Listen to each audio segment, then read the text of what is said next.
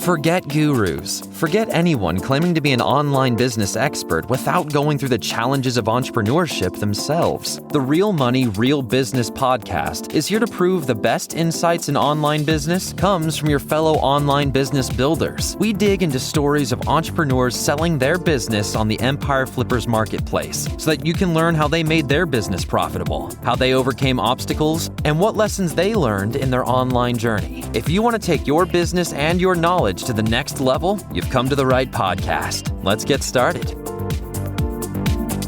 Hey everyone, welcome to another episode of the Real Money, Real Business podcast. We record these interviews so that potential buyers can learn more about the business and the seller to help them make an informed buying decision. If you would like to learn more about this business, including details like what type of business it is, how much revenue and profit it makes, and all of the assets included with the business, simply visit empireflippers.com/marketplace and search for this business's listing number, which you can find in the video thumbnail and in the description. Or if you're watching this on YouTube, you can click the link in the description to go straight to the listing. So without further ado, let's get into this interview. First up, let's learn a little bit about you. Can you tell us about your background in building and running online businesses? So I started the site 10 years ago, and I started it as kind of a hobby. I'm a home improvement contractor. You know, the content of the site is associated with that. So I'm not a professional, website flipper or SEO person or anything like that. That kind of stuff I've learned along the way. And it's been, a learning experience. But anyway, so I kind of started with this thing, and I had it on AdSense originally, and I had it on there for several years. And I kind of started to learn. I got involved with like the local WordPress community, and there was a gal I knew that got on Mediavine, and I had never heard of Mediavine. So I applied and was able to get in. And this was about 4 to 5 years ago. And the money was a lot better at that point. And so that was kind of like invigorated me to, put some more time into it. And then combined with the fact that COVID started happening shortly after that, I had some time to put into it. So that's what I did. And so I was able to get it kind of moving a little bit, instead of just being stagnant. But then, I had to go back to work, and I kind of let it lapse. So it kind of reverted back to the mean. So, the numbers I think that you guys are probably looking at, traffic numbers and that sort of thing, are probably coming off of that COVID push, and then, kind of just settling in around, wherever they are now. So, but anyway, that's kind of how I got started with it. And then here we are today. Why are you selling the business now instead of keeping it and growing it further? I am making a change in my career. I'm currently a home improvement contractor. I'm applying for like a sales rep or a technical rep type position for a company that is associated with my business. So, it's like product tool type companies.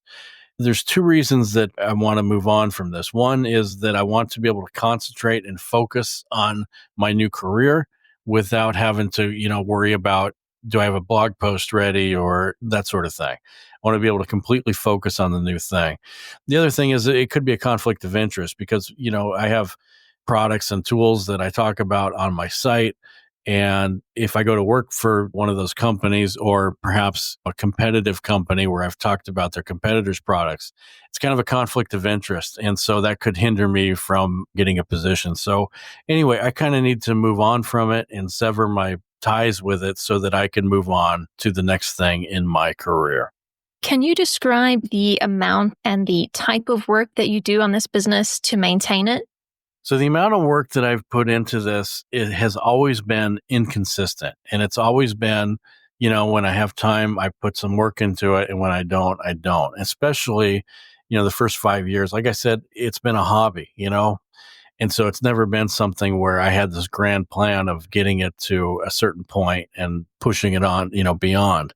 So anyway, that's kind of been the story of it. I had some time during COVID, like I said, when I got on Mediavine there, and was able to put some work into it. But then, I had to get back to work, and it cooled down again. But over the past year, actually 2 years, I started an email list 2 years ago, and I've committed to, putting out 1 email per month. So I've been able to do that over the last 2 years since I've had the email list. And then the other thing is last year I committed to just putting out one blog post a month. And so one new blog post. And so that's not, high standards or anything like that, but it's just what I have time for. So that's what I've done. I've also been able to throw a little bit of YouTube up and a little bit of, maintaining some of the, updating the old blog posts and that sort of thing. But this is something where I've never been able to put in a good amount of time consistently with it. So if you were to keep this business, what are some of the ways you would try to grow it? So I think there's a lot of ways that you can grow the business if you, have the time and the commitment to do it. Right now, I only have about 100 blog posts and I would like to double that. I always wanted to double that. I just never had the time for it. That's one thing, is just pure content creation. I think there's a lot of opportunity there. Next, I have an email list, and the email list I think is like a real growth opportunity. So, I have almost 8,000 people on the list, about 7,900. I don't have any kind of, what do you call it, like a pruning type system in place, like an automation. So I've never cleaned the list out, I guess is what I'm saying. And the reason for that is just because I don't know how. But right now I have about a 40% open rate, even despite never going through the list, never pruning it. And from what I understand, that's pretty decent, I guess. And that's just one email per month. That's it. And so, if you were to increase that to one email per week and you were to monetize it, by the way, this list is completely unmonetized.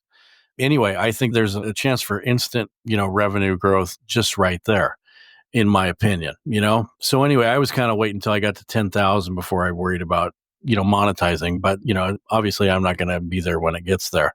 So anyway, I think the email list is a real opportunity. The other thing is just hitting the social medias. A lot of people are doing Facebook pages now, trying to grow a community there and diversify away from Google. Another thing, Pinterest is kind of an underrated traffic source. YouTube is another one where I think there's an opportunity there. My YouTube channel is monetized right now.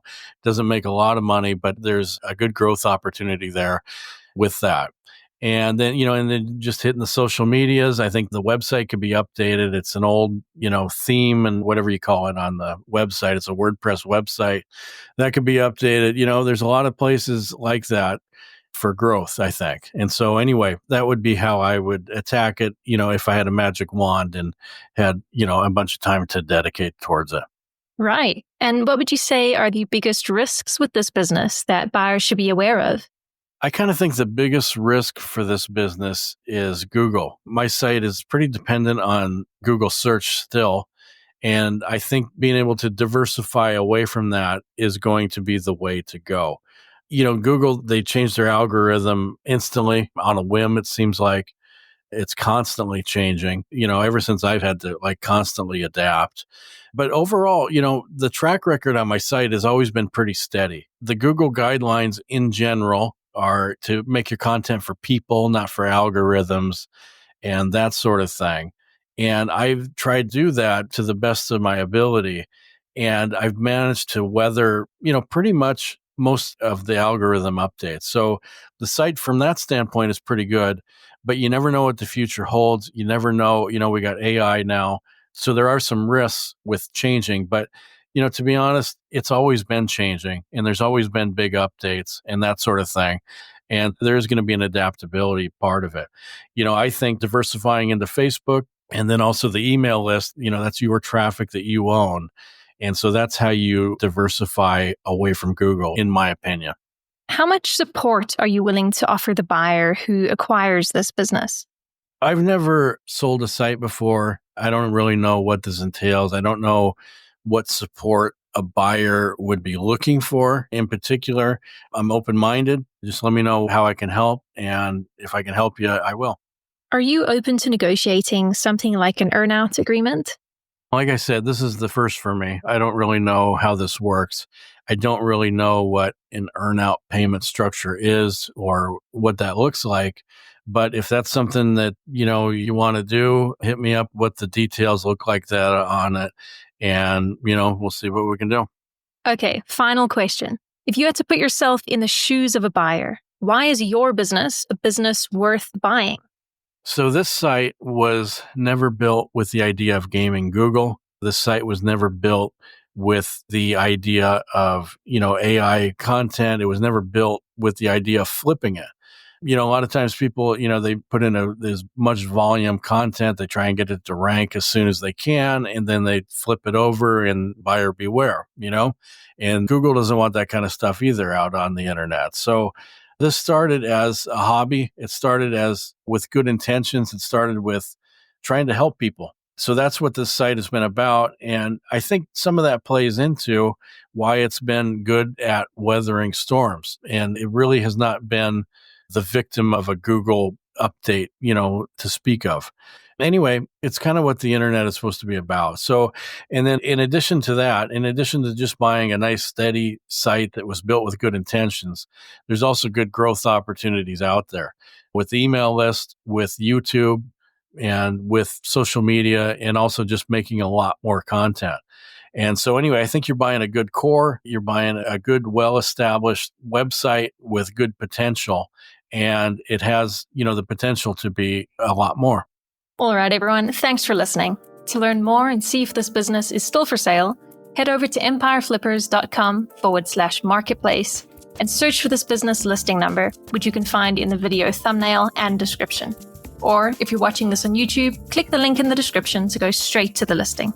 Once you've unlocked this listing, you'll find everything you need to know about this business. So, thanks for joining us. See you next time.